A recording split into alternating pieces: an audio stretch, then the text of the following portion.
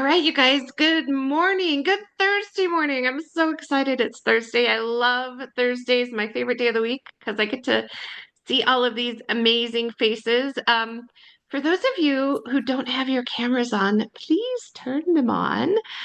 We want to see your faces. This is about building relationships.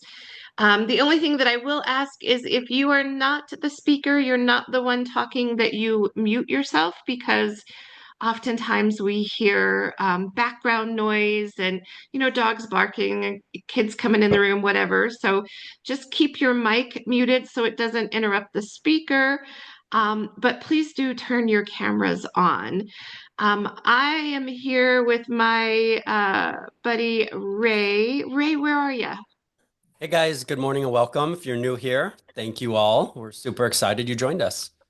Excellent, thanks. Okay, this morning, our speaker is also not a realtor. She is a interior designer and stager, and she's here to talk to us about how staging can help you sell your property faster for more money, all that stuff that we really want to know. So, Amy, I see you're unmuted. Let me pin you. I know I made you co-host so you can share screen, right? Yep. Okay, so there you are, Amy. Tell us all about you and what you have for us. Yeah. Well, thank you. I'm excited to be here today. I'm so glad you all had me on. I own Home Transformation Staging, and I started about 5 years ago. It's a small company focusing on some vacants and also mostly focusing on occupied homes or lived-in homes. So when I first started my business, I had come from a whole career in education. And so I thought, well, that would be a totally different change. But I actually found out that I have to use a lot of my educational background in staging, especially because staging is all new in my area and real estate agents aren't familiar with it. Sellers aren't familiar with it. So I work a lot with agents. I partner with them, those agents that really want their listings to stand out. I work with their sellers, and we set up the house to, be as appealing to buyers as possible. And then what that does is it attracts a lot more buyers. So it expands that buyer pool. And increases the competition, increases the appeal of the house.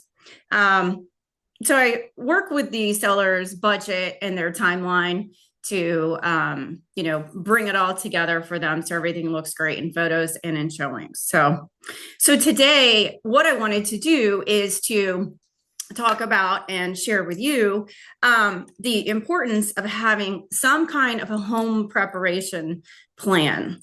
And so if you have some kind of plan for your sellers who are going to be living in the house when you're selling it, how this can really help make your whole process a lot smoother. And I'm going to give you some tips for what to include in that plan today too.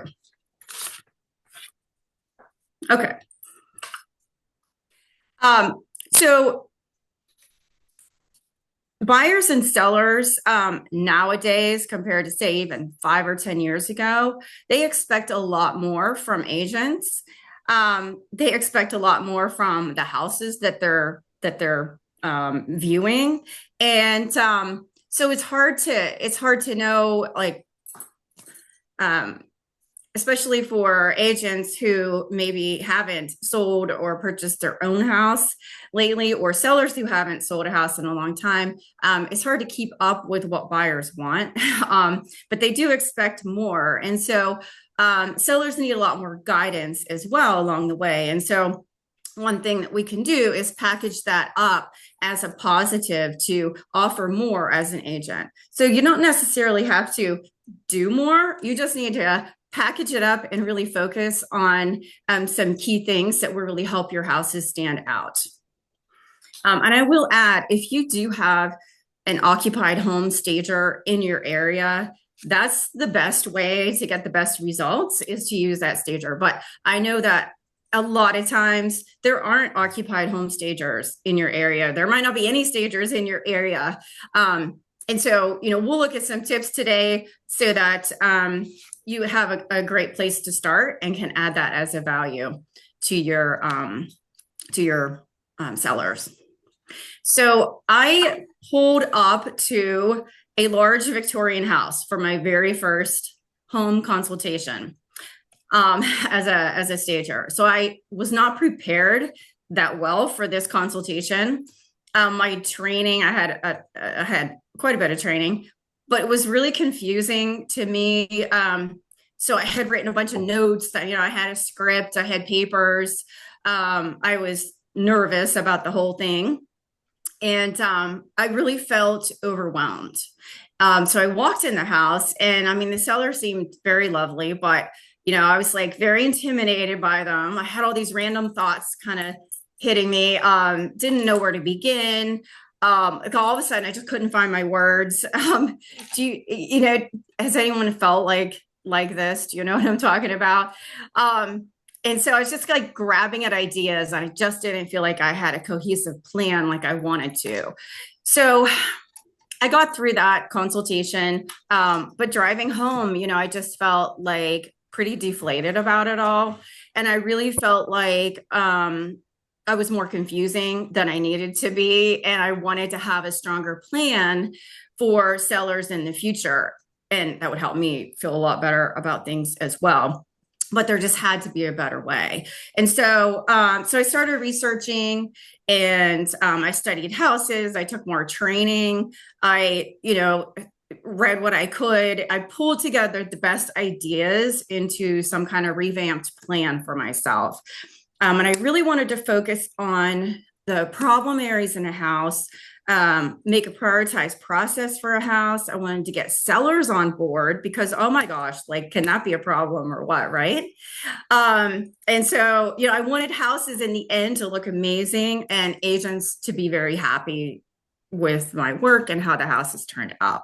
So I realized after this whole thing was that for anyone, me or an agent, having a strategic home preparation plan was going to be the most effective way to equip myself or you to prepare live-in house for the market. So this helps agents as well as, of course, myself, but it helps you stand out just because you have a plan. Most agents don't. We go in and you just kind of tell them a few tips and if even that. So a lot of, they have done some studies, 25% nationally of agents, they don't do anything. They just walk in and pretty much take the pictures as it is. So anyway, so having this plan is going to be important. So let me share.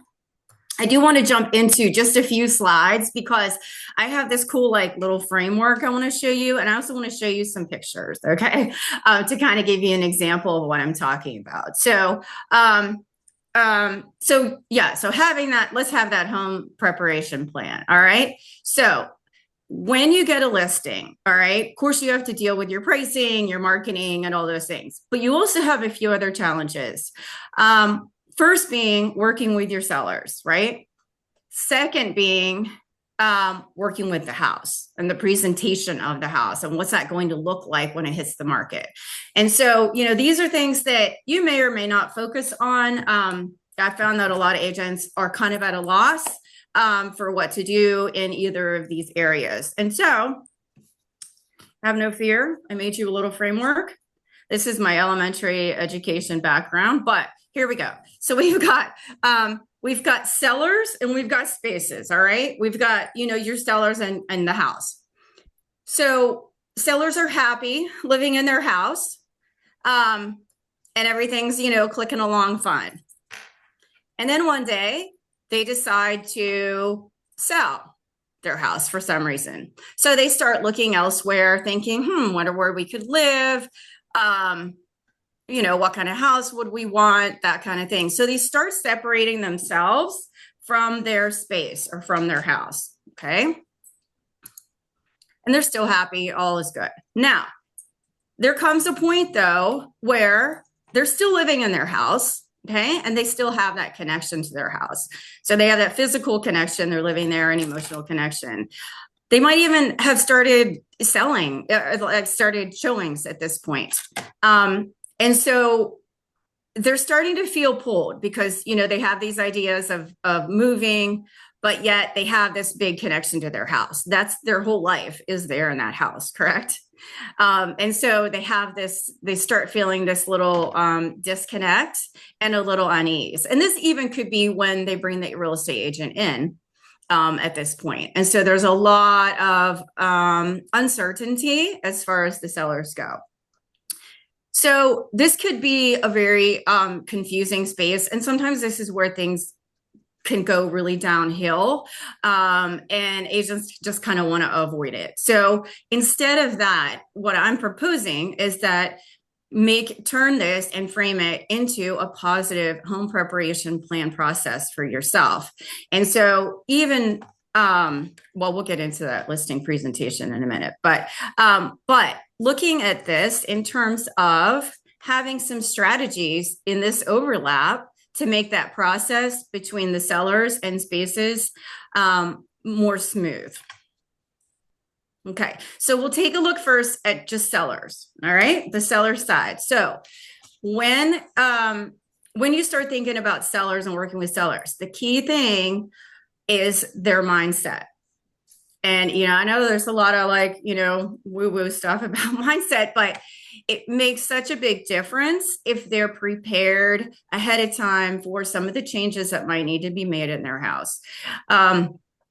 And some of the changes that they'll be facing. And by the way, these pictures are all pictures of my work from Occupied Homes. Okay, so these are like the ready to sell photos that I kind of flash up on the screen for you. So with a seller's mindset, a few things to keep in mind is one, you want to prepare them for the fact that, you know, there might be some things that they are going to be needing to change, but that you have a plan. And so I would even say in your listing presentation to include that as a value. Like I have a process that I go through with my sellers. And instead of being afraid of it or skirting the issue, say, you know, I hit on main things that we see in most houses that will really help you set up your house for the market. And so you do want to prepare them for it. And then explain, like, you can live in your house the way you want. Any design is fine for living in a house. It doesn't matter. But when you sell, you want to set your house up for what buyers want. And buyers want specific things. Like buyers want light and bright. They want to envision themselves living there. They want to live the good life. They want spacious, you know, rooms, and they want to feel like they can just move right in, especially those younger buyers. And sellers have to realize that homes that are very design specific will sit on the market longer and could take price reductions or sell for a lower price because they're just not going to appeal to as many buyers. So if you focus it on the buyers and what they want, that really helps. So I'm going to show you an example. This room does that look familiar to anybody? You might have seen rooms like this as well in, you know, houses that when you go to meet with sellers. So this house had been on the market for 3 months with another agent, wasn't getting any traction at all. You can see it's a very design specific house, like the whole house. Well, there's just the living room, but very design specific. And so buyers just were not connecting to this space. They see the pictures and really just flip on by and they don't go back to it. So they took it off the market, had a new agent come, and then this agent did have me come in with my seller's preparation plan that I do in person for my in-person work. And I worked with the sellers specifically on mindset, how buyers need to see their house versus how it is now. And then we made a plan for transforming it into something that buyers would really appeal to buyers. And so I did come back on this one after they did their homework and then did the staging work. And this is the after. Now, this is, remember, just using their things. And I'm also working with the limitations that they had. So I did want them to move one of the other couches out, but they just couldn't do that physically. So, we just went with it. But this is using the exact same thing. But do you see the difference that the presentation to the market makes?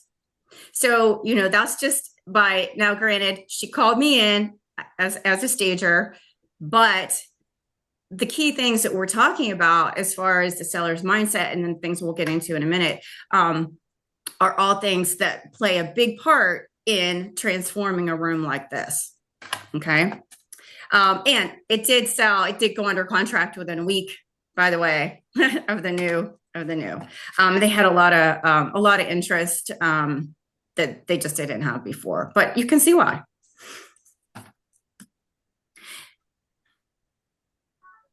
All right, so it is important because they say that the NAR does a staging report every 2 years, and they have found that 81% of home buyers feel that staging helps them visualize a property as their future home. So when there are, very design specific things in that room, it makes it even harder for them to visualize it. So it needs to be neutral enough, but yet compelling so that they can visualize it. Personal things are very distracting. Okay, so that was the seller's part, and now we'll look at the spaces part, or the house part. And so there are 3 things in a house. Okay. And first 3 things in a house that really need to be taken care of on the spaces side. There's a lot of things to focus on in a house. Okay. But here's the 3 basic ones, and each house is different, but lighten up.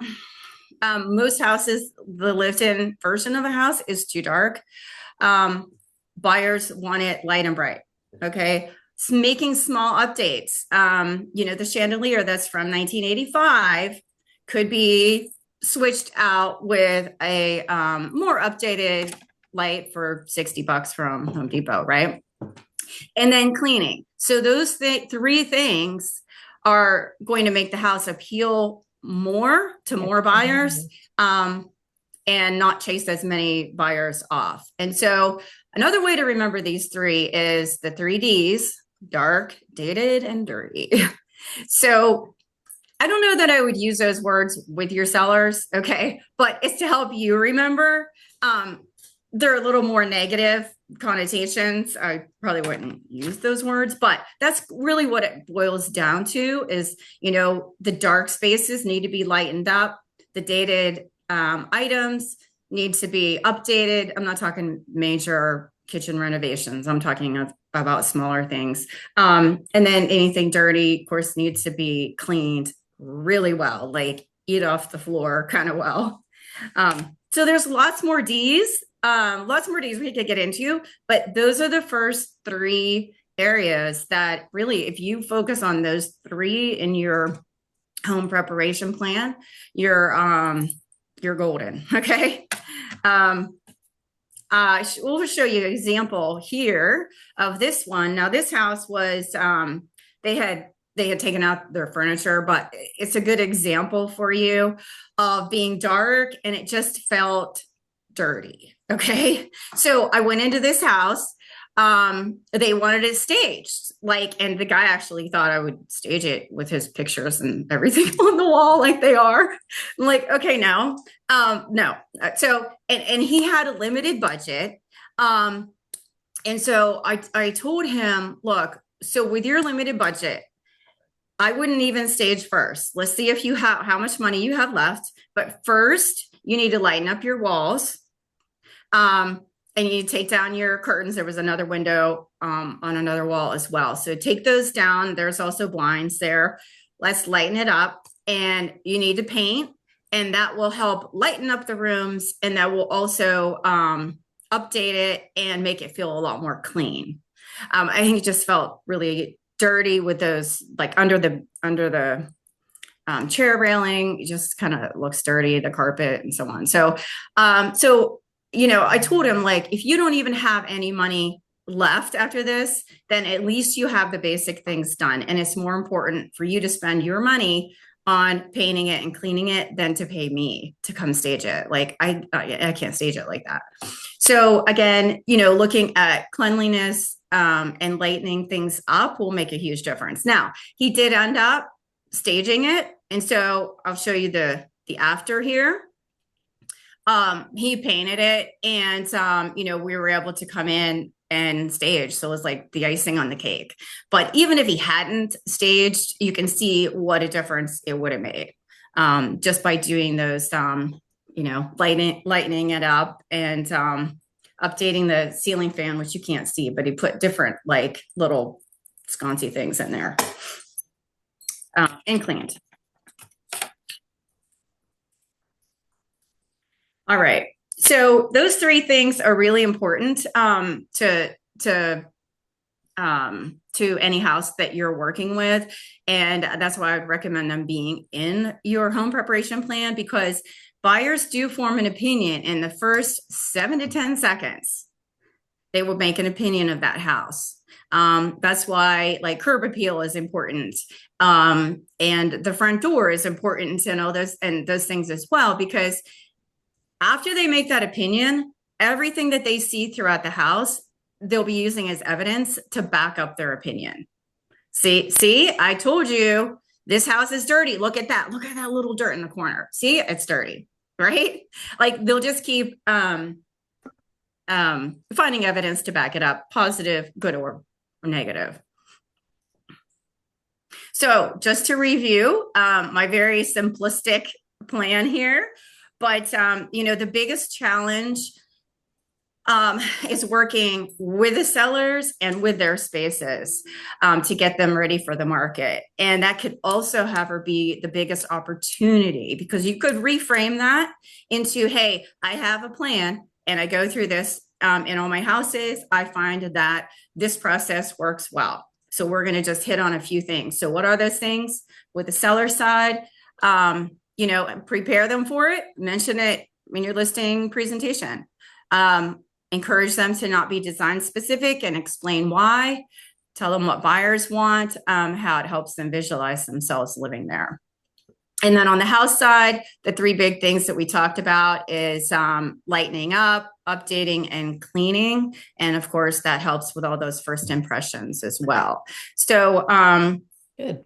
I would just, encourage you to put some kind of, I can close this, put a basic plan together of some kind that you could call your home prep plan or whatever you want to call it. But, that will really help bridge that gap between the sellers and the house and you.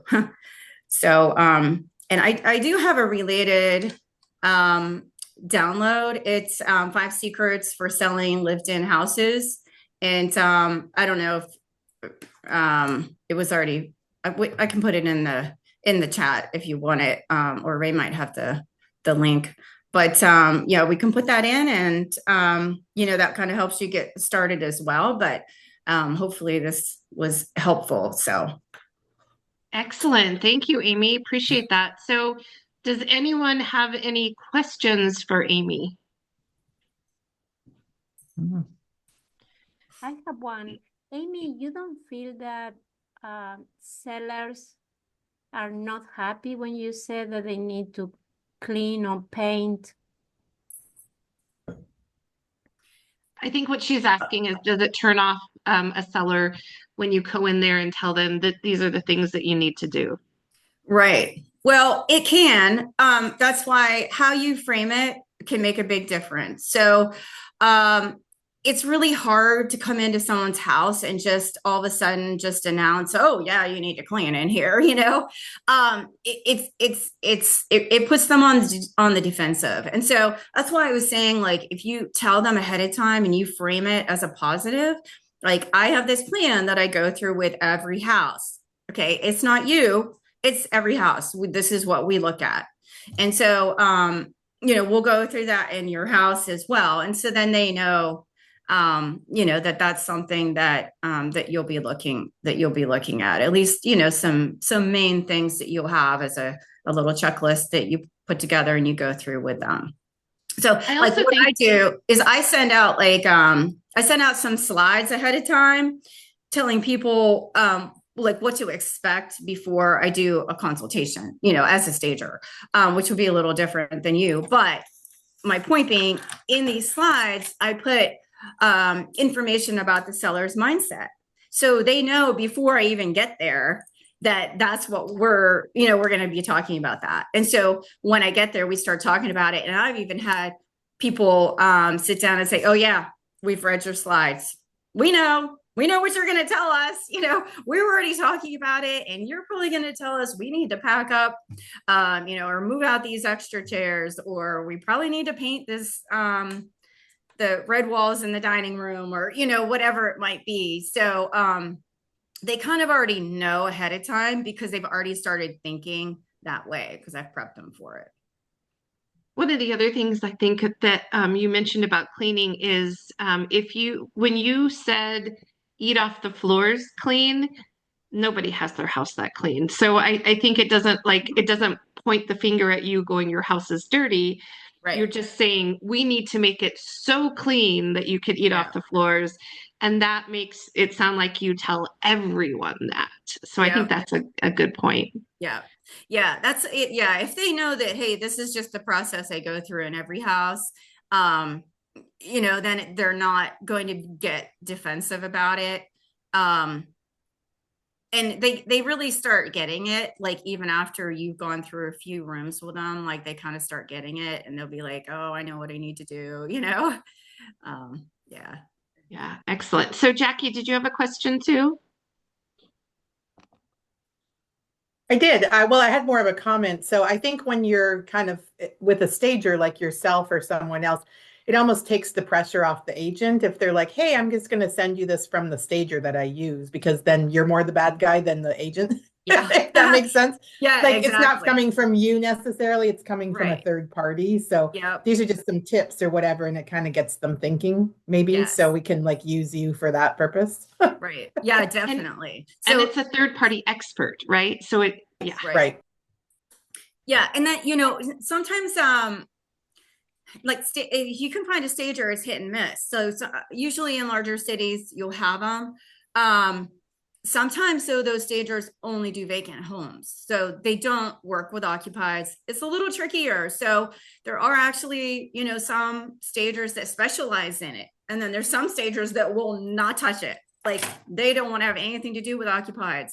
And so, you know, because it's a little, you know, there's a lot more nuances and emotional, you know, because you're combining sellers and how they live in their house, and you know it can be tricky. So you know, and so you might not be able to find an occupied home stager who could do a consult and take the pressure off you.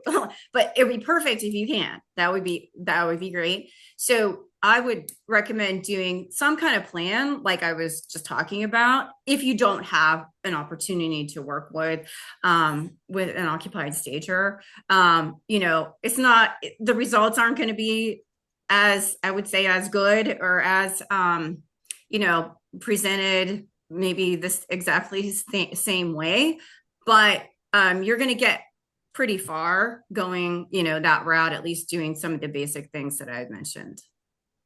Excellent. Sylvia, did you have a question? Yeah. How do you handle when the house is packed of furniture and they need to get rid of something because it's really, you can't stay in that house? They have so many furniture that buyer is not going to have a good feeling in the house. Right. How do you tell people? Yeah. So that would come down, like, that would be after those first 3 Ds, you know, so if those first 3 are good, like, you know, it's clean and updated and light and bright, then you might want to then deal with some of that furniture that's extra. That can be a distraction, but it's also well, some might say it's like declutter. You need to declutter, not just little things, but furniture as well. So, and that's actually one thing that I end up doing quite a bit, is having people pack up some of the furniture. So again, I frame it as though, think about the buyers. What do the buyers want? Because we've already done pre-work with the sellers on that mindset. So they already know what buyers want. So just go back to that and say, look, I mean, if you want to sell your house for top dollar as high as you can, these are the things that is going to get you there. If you want to sell it, just kind of open the door as it is, we can do that. It's not going to get you as many buyers interested, and probably wouldn't sell for as high.